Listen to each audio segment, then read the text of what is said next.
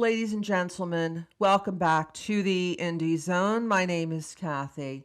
It is May 1st, 2026. Almost a year ago, Brian C. Kohberger, in the high-profile criminal case of State of Idaho versus Kohberger, stood up in open court as he did July 2nd, 2025, and pled guilty to the 5 extremely serious first-degree felonies that he was supposed to have stood trial for in August of 2025.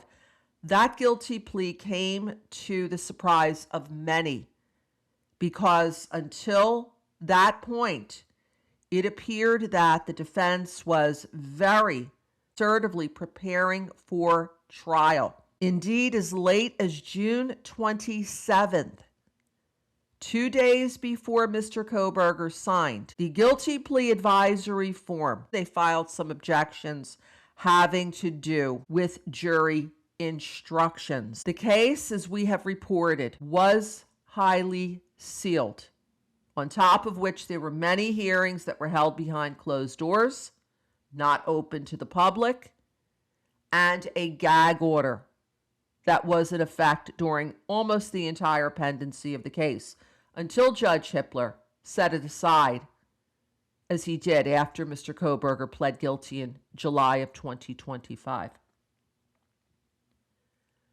Judge Hippler announced that he would be going through a process of evaluating documents from the end of the case, going backwards to determine if documents were appropriate to be unsealed in the proceeding.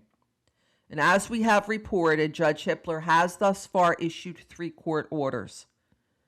The first ended up unsealing certain documents from June and July of 2025. The second, May and April of 2025. And the third is where things seemed to hit a snag. That third court order was issued October 16th, 2025, and it did as the previous 2 did, which was where Judge Hippler went to both sides responsible for the filing of so many documents under seal, either by granted motions or granted stipulations. In that October 16th court order, the parties were asked to provide their objections or non-objections to 3 months of documents being potentially unsealed for January, February, March of 2025. They included the motions in limine, responses and replies, dealing in large part with evidence, whether evidence should be permitted in the jury trial for the jury to see, to hear, to learn about. One of those motions in limine was for AT&T timing advance records, a very hotly contested matter throughout the case.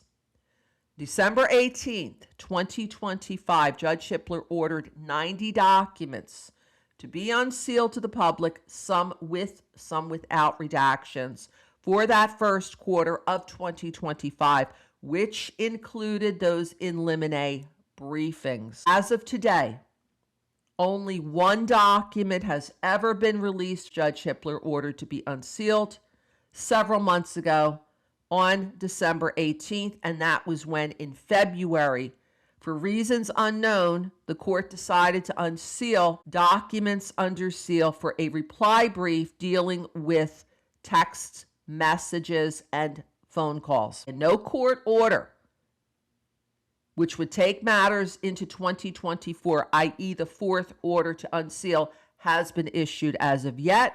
For all intents and purposes, this unsealing process has come to a stop with no explanation as to why. We've checked the docket. Those 89 documents that were ordered to be unsealed, some with redactions, some without, do not appear on the court docket. We've also checked the docket to see if there's anything issued by the court with respect to the out-of-court events that have occurred over the course of the past week and a half, which have included the publication of Christopher Whitcomb's book, where a source of his was identified as defense witness, Dr.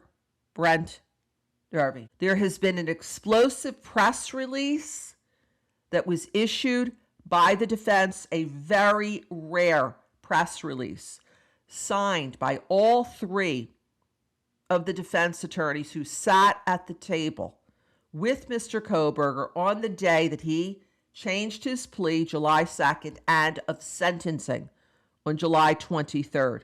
This statement essentially condemned Dr. Turvey, alleged that he violated a contract that he had signed with the defense when he was retained, and also alleged that there was a violation of a court order. That press release came out the day that Broken Plea came out, Christopher Whitcomb's book.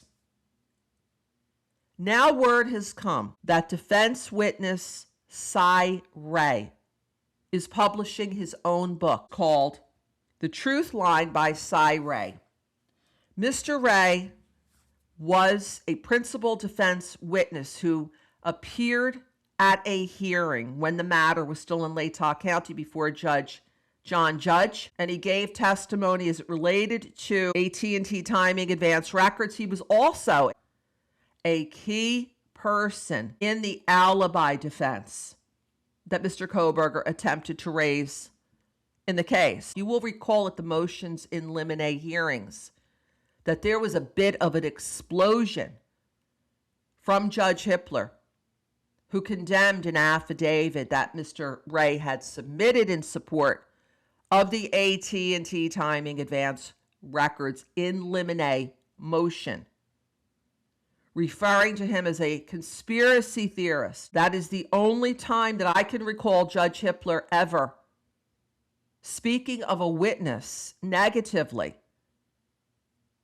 He had several that came before him in January of 2025, including Leah Larkin for the defense, who he found to be credible.